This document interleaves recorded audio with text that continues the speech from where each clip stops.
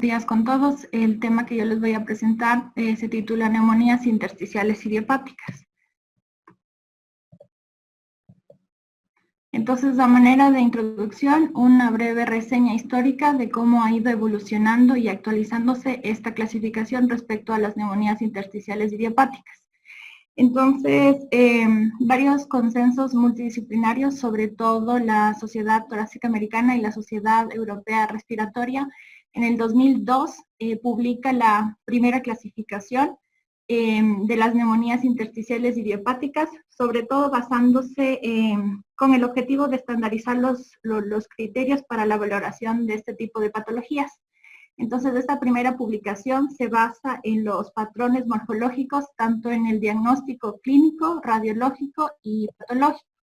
Entonces surge la clasificación de 7 entidades englobadas todas como neumonías intersticiales idiopáticas. Entonces en esta teníamos la usual, la no específica, la organizativa, el daño alveolar difuso, la enfermedad intersticial asociada a bronquiolitis respiratoria y la neumonía intersticial descamativa y la linfocítica.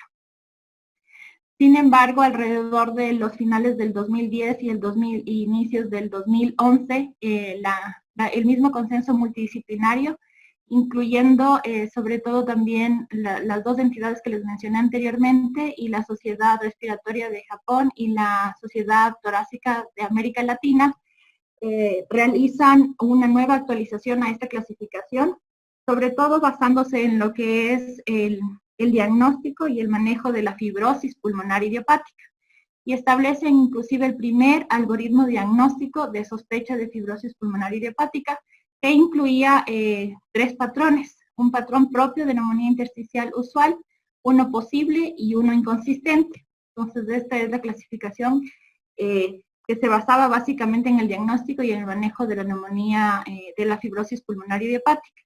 Entonces, aquí estaba el patrón propio de neumonía intersticial usual, un posible y un inconsistente. No vamos a enfocarnos en esto porque es una reseña histórica y esta clasificación no se utiliza actualmente, pero para su conocimiento les mencioné. Las mismas entidades en el 2013 realizan una tercera actualización de esta clasificación, pero sobre todo esta se enfocaba en todos los datos clínicos, radiológicos y patológicos, pero ya de la neumonía intersticial idiopática. Y aquí propone una clasificación con criterios mayores: neumonías intersticiales idiopáticas raras y entidades no clasificables. Entonces, dentro de estas, las 7 que habíamos visto en la primera clasificación del 2012 estaban englobadas dentro de clasificaciones más grandes. Entonces, dentro de las neumonías intersticiales idiopáticas mayores estaban todas, excepto la linfoide.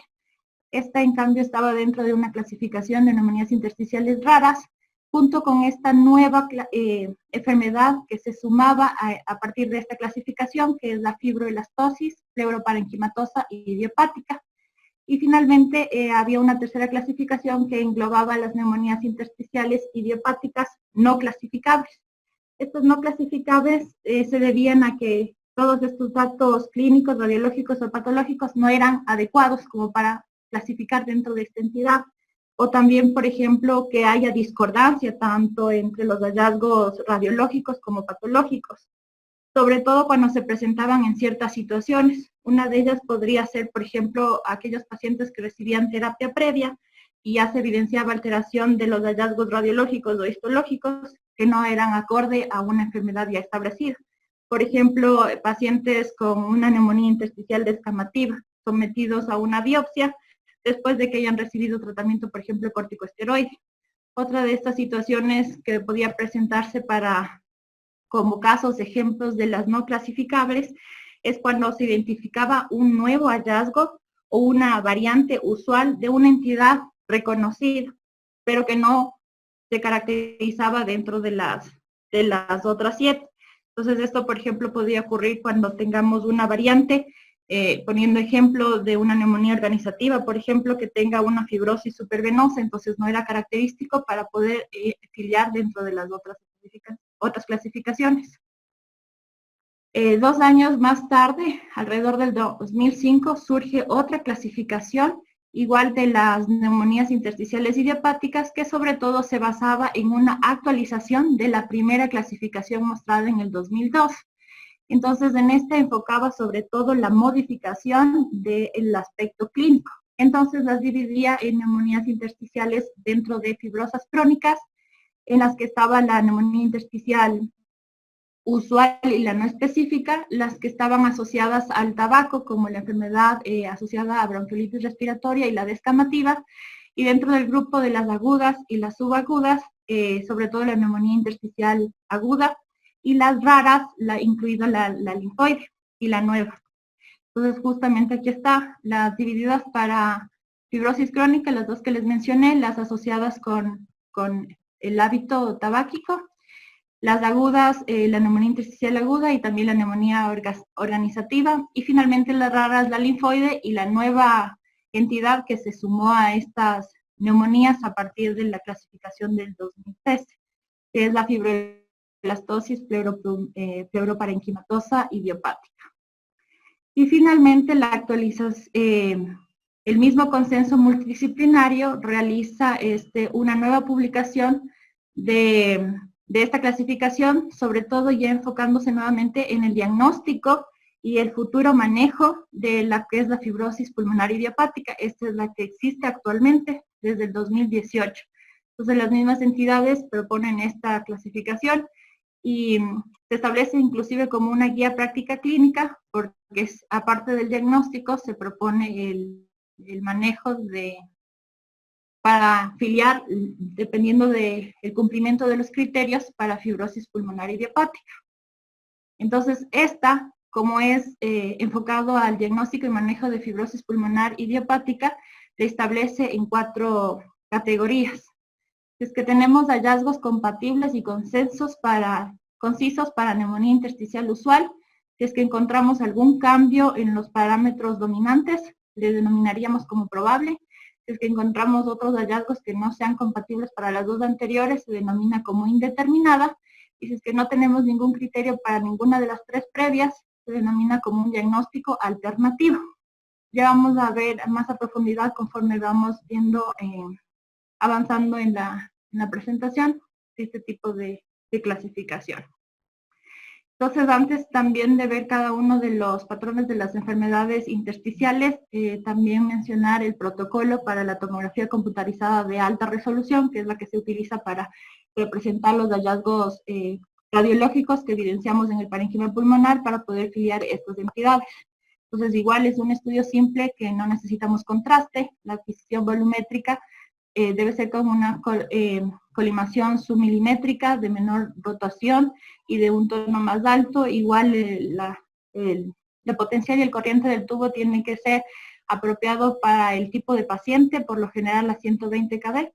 La reconstrucción de imágenes sobre todo a menos de 1.5 milímetros, y las adquisiciones sobre todo se dan en inspiración y expiración forzada, en supino o puede ser también prono, y sobre todo la dosis de radiación de exposición baja, entre 1 a 3 milisieverts.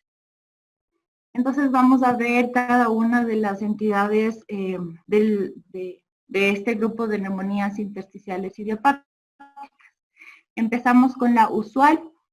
Definiendo un poco la fibrosis pulmonar idiopática, sabemos que es una neumonía intersticial fibrosante, crónica, limitada al pulmón, de causa desconocida, por eso es idiopática, que se asocia tanto a un patrón radiológico como histológico. Por lo general, esta se presenta en grupos sectarios mayores de 50 o 55 años de edad promedio de presentación.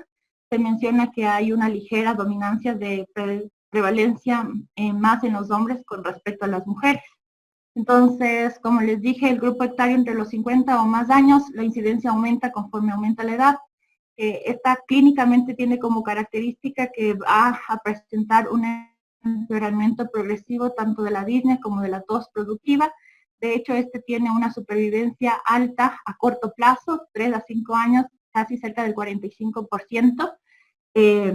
La historia de tabaquismo en esta entidad puede ser un factor de riesgo, sin embargo, no se ha documentado que el efecto tabáquico pueda afectar el curso de la enfermedad. Estos pacientes, como el deterioro es progresivo, son pacientes que se pueden considerar de primera línea candidatos para el trasplante de pulmón después del diagnóstico. Entonces, histológicamente lo que es característico son infiltrados con focos fibroblásticos o miofibroblásticos dispersos. Bueno, este es un corte macroscópico que muestra el pulmón, sobre todo para ver que la porción afectada compromete sobre todo los lóbulos inferiores y hay estas pequeñas áreas quísticas, que justamente esto es lo que vamos a ver en los hallazgos radiológicos. Entonces, sobre todo aquí el criterio dominante para clasificar como neumonía intersticial usual es que tenga estos quistes aéreos de distribución en hilera, que se conoce como panal de abejas o panalización. Puede haber bronquiectasias de tracción periféricas o bronquiolectasias también. Es lo importante como criterio mayor en este grupo de neumonía intersticial, y sobre todo que la distribución sea basal, de predominio sobre todo a nivel de las bases de los campos pulmonares, y con puede presentar también pequeñas opacidades, pero aquí que sean subpleurales. Entonces, por ejemplo, en esta imagen gráfica se puede ver lo rojo representa el compromiso de distribución, sobre todo con una geografía apical que predomina en los lóbulos inferiores. Esto representa el criterio de la panalización. Puede haber también bronquiectasias o bronquiolectasias y pequeñas opacidades reticulares, sobre todo subpleurales. Entonces, en este corte coronal tomográfico y ventana pulmonar podemos ver esta panalización, bronquiectasias y discretas opacidades reticulares subpleurales. Lo mismo aquí también vemos el patrón de panalización. Entonces, en este grupo les decía que la última clasificación actual, la 2018, les dividía en propias neumonías intersticiales, probables indeterminadas y con un diagnóstico alternativo. Lo que caracteriza acá es que cumpla con el patrón de panalización, independientemente de que se puedan presentar con o bronquiectasias o bronquiolectasias. Y sobre todo que la distribución sea subpleural basal y este es más heterogéneo.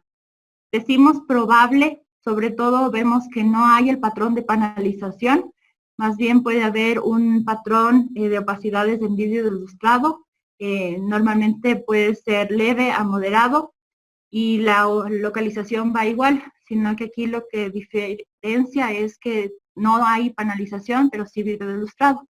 En lo que es indeterminado, sobre todo hay la distribución es lo mismo, pero lo que caracteriza es que hay hallazgos tomográficos que tanto la distribución como la presencia de los hallazgos fibróticos radiológicos que está representado por las bronquiectasias no sugieren cualquier otra entidad específica, le denominamos como indeterminado. Y cuando no tenemos ninguno de estos criterios y más bien aparecen otros signos que son sugestivos de otros diagnósticos, como por ejemplo la presencia de solo quistes, patrón de mosaico, que sea predominantemente el patrón de vidrio lustrado, micronódulos o nódulos centrilobulares, consolidaciones, que la distribución sea diferente a la dominante en las neumonías intersticiales, es decir, esta con afectación de los lóbulos superiores o medios, o ser de afectación perilinfática o peribroncovascular. Y otros hallazgos que no sean compatibles con estos, como por ejemplo, constatación del esófago también es otro de los hallazgos que nos hacen pensar en otras entidades, erosiones distales de la clavícula, adenomegalias o derrames pleurales o engrosamiento pleural que ya nos dan para otras entidades como por ejemplo enfermedades de colágeno. Entonces vamos a ver ejemplos de cada una de estas. En estas imágenes, en los cortes axiales y tomográficos, en esta última es una ampliación del lóbulo inferior, podemos ver el patrón dominante. Reconocemos estos espacios aéreos en hileras denominados panalización o panal en abejas, que es lo característico. Vemos la afectación subpleural, basal, vemos, bueno, pequeñas reticulaciones lineales subpleurales. Entonces, esto es una neumonía intersticial propia, usual. En este otro ejemplo podemos ver que no reconocemos tanto el patrón de panalización, hay discretas bronquiolectasias, Hay también áreas de vidrio deslustrado que está de un aspecto bilateral, difuso. Entonces, ya no, como no cumple el criterio de penalización, ya no es propio neumonía intersticial usual, entonces este es probable NIO. En este otro ejemplo, también en estos cortes axiales y coronal, podemos ver que hay áreas de vidrio deslustrado, sobre todo difuso, con unas pequeñas, igual periférico, pero no reconocemos que haya patrón de panalización, y el patrón de vidrio esmerilado hay como leve, más o menos. Entonces no nos cumple el criterio de un probable, entonces sería indeterminado, porque no podemos concisar el criterio de neumonía intersticial usual. En este otro ejemplo también lo que predomina sobre todo es el patrón de vidrio esmerilado. Ahí sí hay discretas panalizaciones, pero vemos que dominantemente el hallazgo es vidrio deslustrado. Este también sería un indeterminado. En estas otras imágenes en cortes axiales podemos evidenciar sobre todo que hay áreas de vidrio deslustrado. Hay también una diferencia de la atenuación del parénquima pulmonar. Sería un patrón en mosaico. También reconocemos áreas quistes. Entonces esto no va con ningún hallazgo propio de la neumonía intersticial, ni probable ni indeterminada, sino ya son hallazgos que podrían contribuir o atribuir a otro diagnóstico. Entonces esta sería una alternativa diagnóstica. La misma guía también propone el algoritmo de diagnóstico de fibrosis pulmonar. Entonces, todos los pacientes en los quienes sospechamos que tienen fibrosis pulmonar idiopática, primero se analiza si esta es secundaria a una condición asociada al paciente o ya tenemos una causa potencial de la fibrosis pulmonar. Se hace una tomografía computarizada de alta resolución en lo futuro, es decir, como controles de la evolución del paciente. Se determina un diagnóstico específico, definitivamente se concluiría que no tiene fibrosis pulmonar, pero si no hay un diagnóstico específico en la tomografía de evolución y tampoco tenemos una causa que sea la potencial de la fibrosis que presenta o no hay una condición asociada, lo mandatorio es hacer la tomografía computarizada de alta resolución y reconocer si hay hallazgos propios, característicos o dominantes para la neumonía intersticial usual. Y si es que no hay, los clasificamos en probable, indeterminado o un diagnóstico alternativo. Cuando tenemos esto, lo que se realiza es un consenso multidisciplinario, es decir, tanto con los hallazgos clínicos, los radiológicos propiamente y los histopatológicos. Y se llega a una evaluación de si se considera la biopsia quirúrgica del pulmón o mediante una aspiración de lavado bronquial para poder determinar si corresponde a una fibrosis o no fibrosis. Ahora vamos a ver la neumonía intersticial no especificada. Esta, a diferencia de la usual, tiene una presentación de más o menos una década más joven que los pacientes que presentan la neumonía usual. En cambio, tiene un empeoramiento gradual, pero de lo que es fatiga o pérdida de peso. Igual la historia de tabaco no es un factor de riesgo y no hay predilección en cuanto al género. Estos, a diferencia de los anteriores, sí responden a las terapias con corticoides, sobre todo para estabilizar la enfermedad. Histológicamente lo que reconocemos son el engrosamiento de los tabiques alveolares causados por la reacción inflamatoria que no es tan fibrosante como el anterior. Entonces, dentro de los hallazgos radiológicos, aquí el patrón dominante que caracteriza a la no especificada es la presencia de opacidades en vidrio esmerilado a manera de parches irregulares, igual afectación en los lóbulos inferiores, pero vemos que no hay panalización. Pueden también haber aquí pequeñas opacidades reticulares subpleurales, pero más podríamos reconocer micronódulos, bueno, en esta imagen está, dispersos. La panalización que se presenta en los pocos de los casos es más bien de afectación a los segmentos medios. Entonces, igual aquí tenemos en la gráfica la distribución que puede ser igual que la anterior, pero lo que caracteriza es el patrón de vidrio esmerilado, las reticulaciones que sí pueden existir, en menos frecuencia a nivel subpleural, una que otra panalización y nódulos centrilobulares. Como podemos ver aquí, el vidrio deslustrado y unas pequeñas quistes aéreos. Entonces, para tener un poco claro y sintetizar lo que es la neumonía intersticial usual y la específica, es que vemos que aquí la distribución tiene que ser basal o ápico-basal, pero aquí es difuso, no hay un patrón específico. Esta es más homogénea, la otra es heterogénea. El patrón característico es la panalización en cuanto a la neumonía usual y la opacidades en vídeo ilustrado para el no especificado. Aquí, sobre todo, como esta es una fibrótica crónica característica y la más común, tenemos las bronquiectasias de tracción y aquí, por lo general, el aparecimiento de micronódulos. Entonces, en esta imagen característica de una neumonía intersticial usual, vemos sobre todo la panalización, la distribución ápico-basal y las bronquiectasias.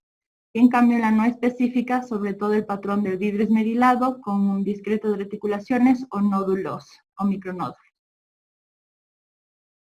Ahora vemos la neumonía intersticial descamativa. Esta está dentro de los grupos de las asociadas al consumo de tabaco. Recuerden la clasificación, la última del 2015.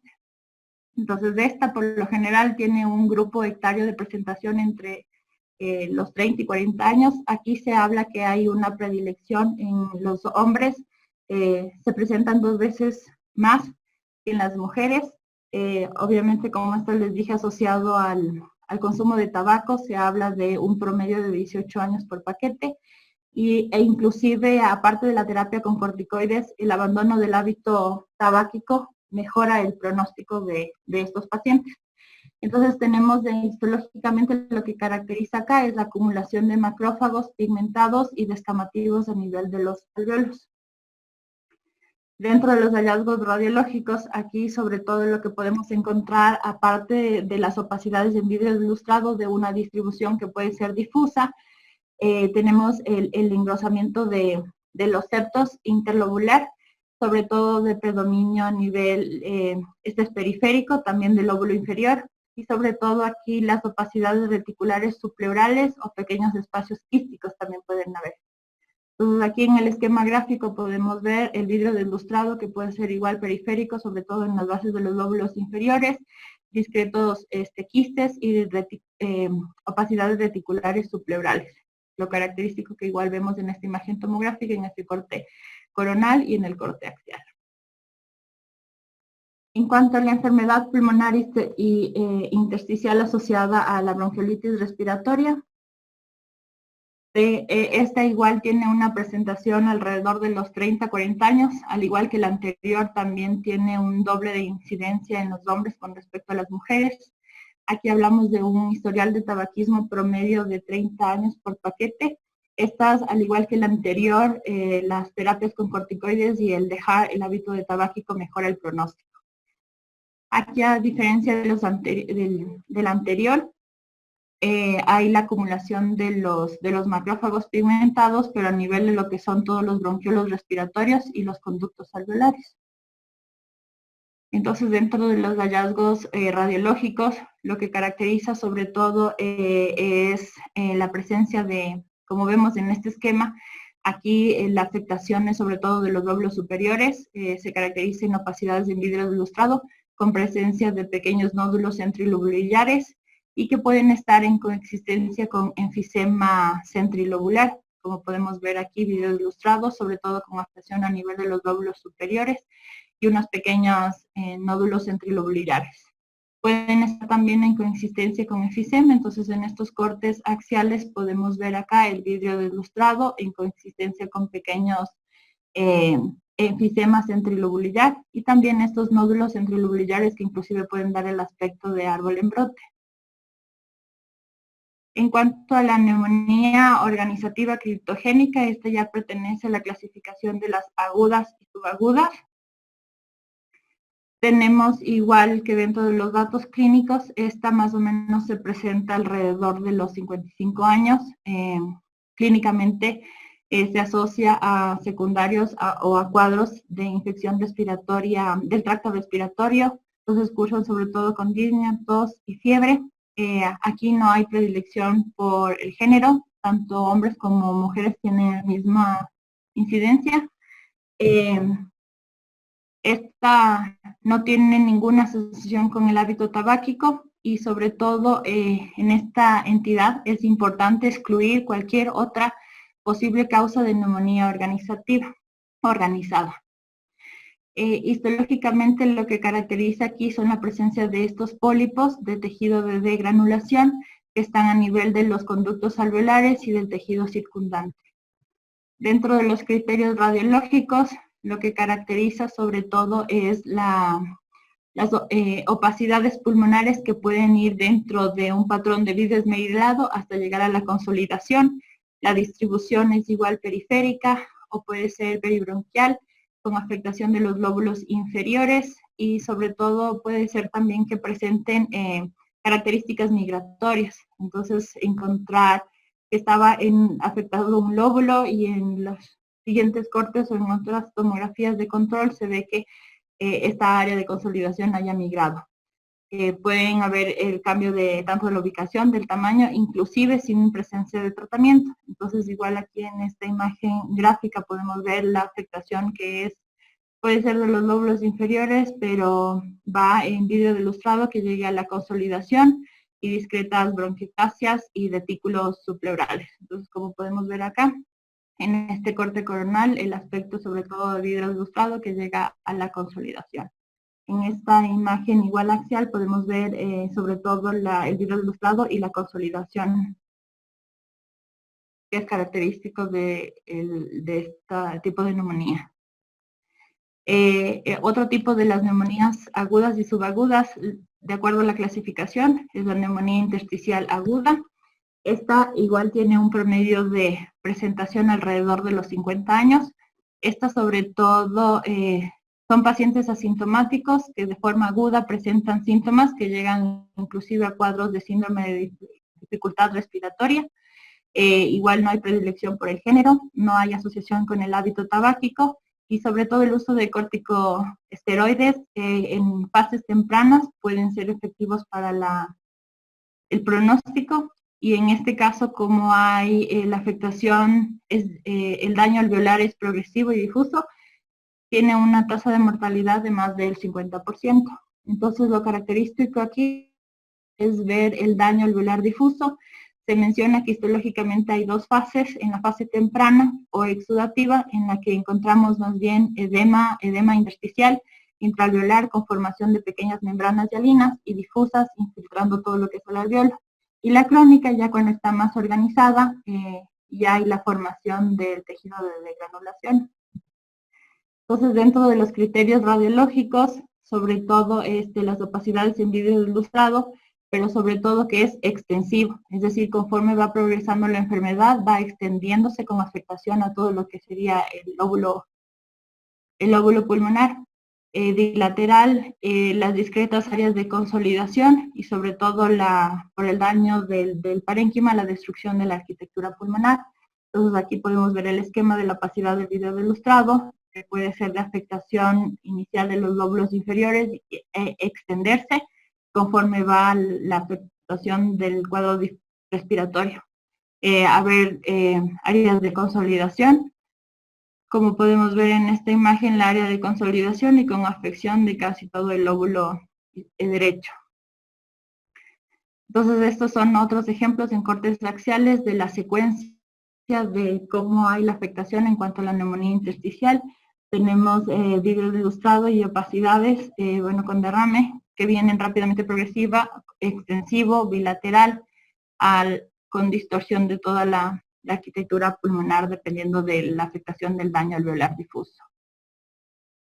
En cambio, ya empezamos a la penúltima clasificación de las neumonías intersticiales. De estas se atribuyen a las raras.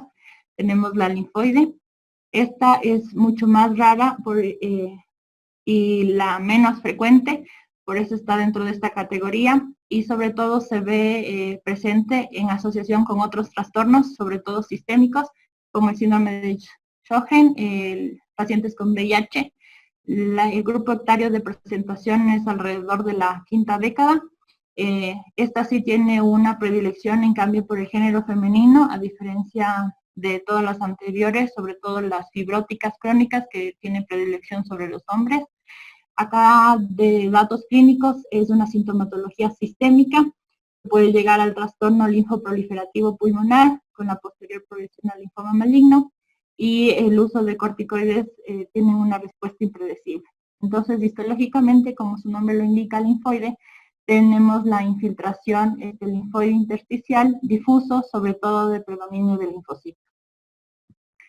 Dentro de los criterios radiológicos, sobre todo igual establecemos áreas de vidrio ilustrado, pero que van en relación a la inflamación difusa intersticial. Tenemos nódulos reticulares subpleurales, pero aquí sobre todo tenemos engrosamiento, puede ser tanto del espacio peribroncovascular como el engrosamiento intralobular, y sobre todo pequeños quistes perivasculares y adenomegalias. Como podemos ver entonces en el esquema y en esta imagen, sobre todo la opacidad en vidrio ilustrado, los pequeños quistes perivasculares y el engrosamiento de septal interlobular y del intersticio peribroncovascular. Entonces, igual en este otro ejemplo de imágenes en cortes axiales, podemos evidenciar las áreas de vidrio ilustrado, pero lo característico, sobre todo la presencia de estos quistes perivasculares con el engrosamiento del intersticio peribroncovascular, con el engrosamiento del septo inter e intralobar. Y esta otra entidad, recuerden que a partir de la clasificación del 2013, se suma a estas intersticiopatías idiopáticas la fibroelastosis pleuroparenquimatosa idiopática, que en la primera clasificación, o sea, en la primera publicación, no fue tomada en cuenta. Esta fibroelastosis pleuroparenquimatosa idiopática es la más rara de todas estas intersticiopatías, apenas tiene una incidencia del 1 al 2% de todas las intersticiopatías. La edad de presentación es bastante amplia, mencionado desde los 25 a 85 años, no hay predilección del género, y sobre todo estaba en asociación con infecciones de vías respiratorias en más del 50%. Entonces, aquí histológicamente lo que caracteriza es la infiltración del tejido elástico y colágeno en lo que es a nivel de la pleura visceral. Entonces, dentro de los hallazgos radiológicos, como su nombre lo indica, pleuroparenquimatosa, hablamos de un engrosamiento pleural, pueden haber inclusive reticulaciones subpleurales, pero aquí lo característico es que esta es una afectación predominantemente de los lóbulos superiores, y puede haber tracción superior del ilio. Entonces, en estas imágenes, tomografía en ventana pulmonar, en corte axial y coronal, podemos ver característicamente el engrosamiento pleural en estas imágenes y perdón. Ya. Entonces, resumiendo, todas las 8 entidades las distribuimos de acuerdo a la última clasificación de la 2005 y que se mantiene la actual, en entidades fibrosantes crónicas, en las que está incluida la neumonía intersticial usual y la no específica. Las asociadas a fumadores, tenemos la descamativa y la enfermedad intersticial asociada a bronquiolitis respiratoria. Dentro de las agudas y subagudas, a la neumonía criptogénica organizada y a la neumonía intersticial aguda. Y dentro de las raras, a las neumonías intersticial linfoide y la nueva entidad sumada a partir del 2013, la fibroelastosis pleuroparenquimatosa. Como ven, las entidades no clasificables, como lo que mencioné al inicio, no están incluidas dentro de esta clasificación, porque esas se continúan dependiendo de los hallazgos que se evidencien para asociar con otras entidades diagnósticas. Entonces, recordar característicamente que la neumonía intersticial usual, aparte lo que distingue de las dos, independientemente de que la distribución sea periférica y subpleural, es que en la una tenemos el panal de abejas o la panalización, y se pueden encontrar las bronquiectasias o bronquiolectasias. En cambio aquí no hay panalización, pero es demandante, o el criterio dominante es del vidrio esmerilado. En cuanto a las asociadas a al hábito tabáquico, entonces, sobre todo aquí recordar que la descamativa tiene predominio en los lóbulos inferiores, y en cambio las asociadas a bronquiolitis respiratoria es a nivel de los lóbulos superiores. De ahí entre las dos podemos encontrar el virus aislado, pero lo que caracteriza sobre todo la bronquiolitis respiratoria, como su nombre lo indica, es encontrar el engrosamiento peribronquial y sobre todo el engrosamiento septal también, inter e intralobular y presencia de nódulos interlobulares. En cuanto a las agudas y las subagudas, característico o para distinguir entre las dos que pueden ir desde vidrio ilustrado a consolidaciones, lo que caracteriza es que en la neumonía criptogénica organizada la distribución más es subpleural o peribronquial, en cambio esta va a ser un poco más difusa. Y en cuanto a las raras, en la linfoide, con diferencia de la pleuroparenquimatosa, definitivamente esta es afección a nivel de los lóbulos superiores, en cambio la otra es a nivel de los lóbulos inferiores, y sobre todo esta, como su nombre lo indica, ahí la pleuroparenquimatosa tiene el engrosamiento pleural, que no tiene todas las anteriores, y sobre todo aquí hay el engrosamiento más bien del intersticio peribroncovascular, y hay la característica de presentar quistes perivasculares. Como conclusión, indicar que se realiza esta clasificación o se menciona o se intenta afiliar las neumonías intersticiales para tener una estandarización en los criterios diagnósticos. Es importante la técnica que se utiliza para la evaluación del parénquima, que tiene que ser una tomografía computarizada de alta resolución, con el objetivo de determinar un diagnóstico oportuno, sobre todo para todas las neumonías, y dar el manejo adecuado y mejorar la supervivencia, sobre todo a corto plazo. Y saber que definitivamente todos estos trastornos requieren un enfoque interdisciplinario, tanto de la parte clínica, radiológica y en este caso patológica también. Gracias. No sé si hay alguna pregunta.